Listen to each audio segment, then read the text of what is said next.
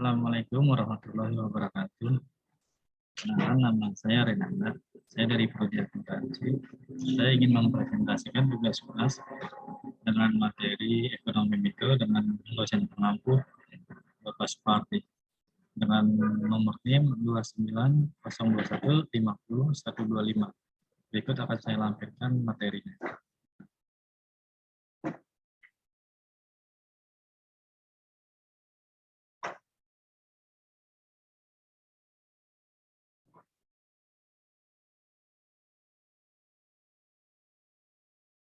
Di sini saya akan menjelaskan tentang pengertian ekonomi mikro.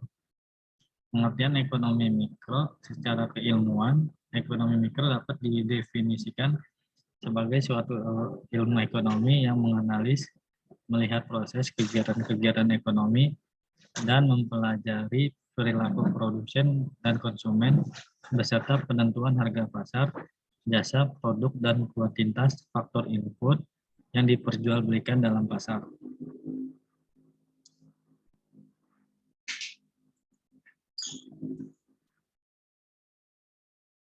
Ini juga ada contoh-contoh ekonomi mikro di Indonesia. Proses terjadinya perekonomian mikro bisa terlihat saat produsen dan konsumen melakukan kegiatan ekonomi. Berikut ini merupakan contoh-contoh perekonomian mikro yang ada di Indonesia. Yang pertama, permintaan. Contoh ekonomi mikro yang pertama adalah permintaan. Permintaan merupakan jumlah barang dan jasa yang diminta dan mampu dibeli oleh konsumen dalam tingkat harga dan pada waktu tertentu. Ketika ada permintaan, apalagi ketika harga barang dan jasa semakin tinggi, maka semakin turun jumlah permintaan terhadap barang dan jasa tersebut. Penawaran. Contoh selanjutnya adalah penawaran. Penawaran dapat didefinisikan sebagai jumlah barang dan jasa yang tersedia untuk dijual atau ditawarkan kepada pihak produsen atau penjual dengan berbagai tingkat harga dan pada waktu-waktu tertentu. Dan dalam penawaran, pelaku yang melakukan penawaran adalah produsen. Dalam teori penawaran, yang berlaku adalah semakin tinggi harga, maka semakin naik pula barang dan jasa yang ditawarkan. Sebaliknya, semakin rendah suatu harga, semakin turun pula jumlah barang dan jasa yang ditawarkan. Perilaku konsumen dan produsen. Perilaku konsumen dan produsen menjadi contoh selanjutnya dalam ekonomi mikro.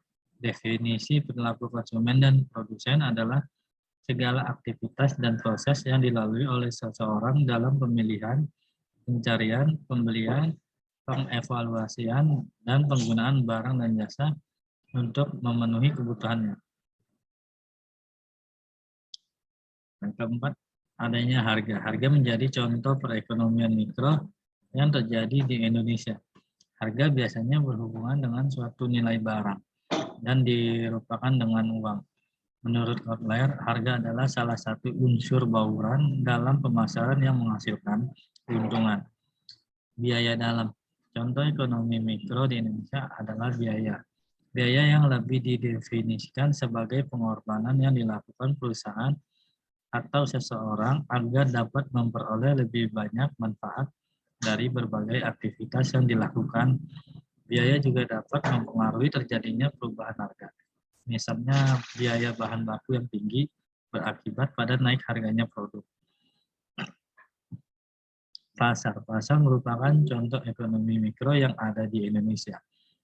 Pasar sendiri merupakan tempat atau wadah di mana penjual dan pembeli bertemu dan melakukan transaksi jual beli.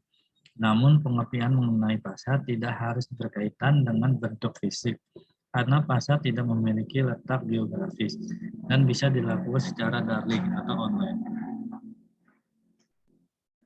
Fungsi pasar pertama menentukan jenis barang yang akan diproduksi, kedua menentukan pembagian hasil produksi di antara para konsumen, dan menentukan teknologi yang akan digunakan dalam proses produksi.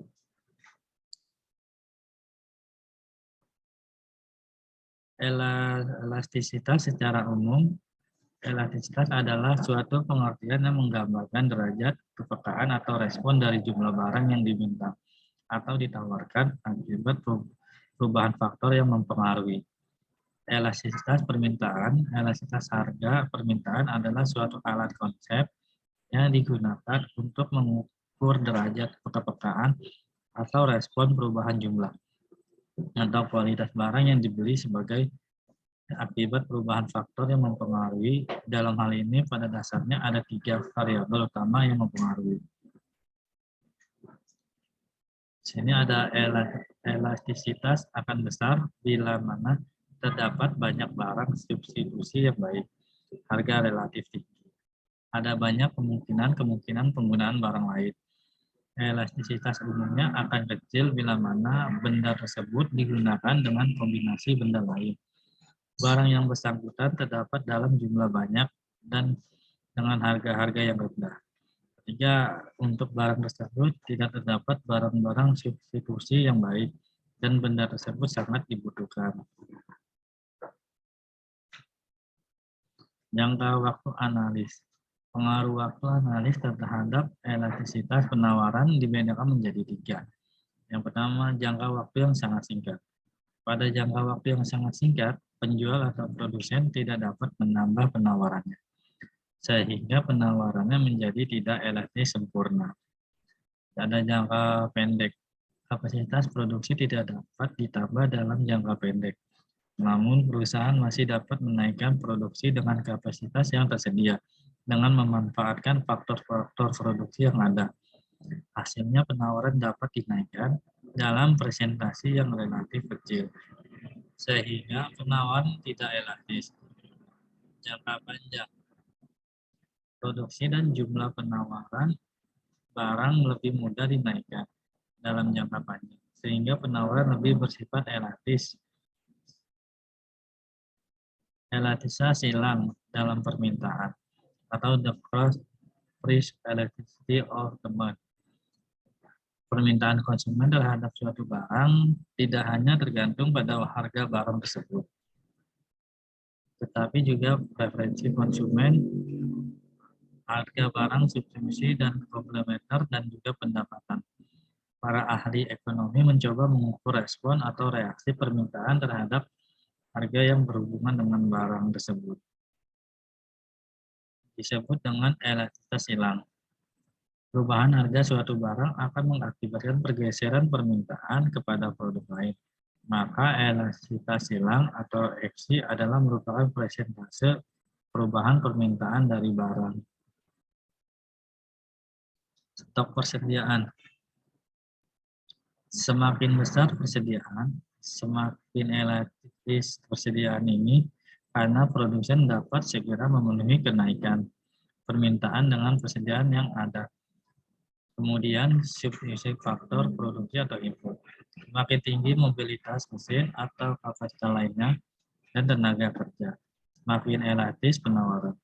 Semakin elastis mobilitas kapital dan tenaga kerja, semakin mudah produsen memenuhi perubahan permintaan yang terjadi.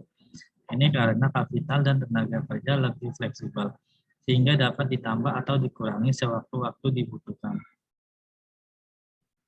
Di kesimpulan dari pengertian ekonomi mikro, inilah pengertian dari perekonomian mikro dan contoh-contoh ekonomi mikro di Indonesia. Pembentukan ekonomi di suatu negara biasanya terjadi dari 2 unsur, yaitu ekonomi mikro dan ekonomi makro. Berikut adalah penjelasan tentang pengertian ekonomi mikro yang ada di Indonesia. Bila ada salah dan kata, mohon maaf sebelumnya. Wassalamualaikum warahmatullahi wabarakatuh. Terima kasih.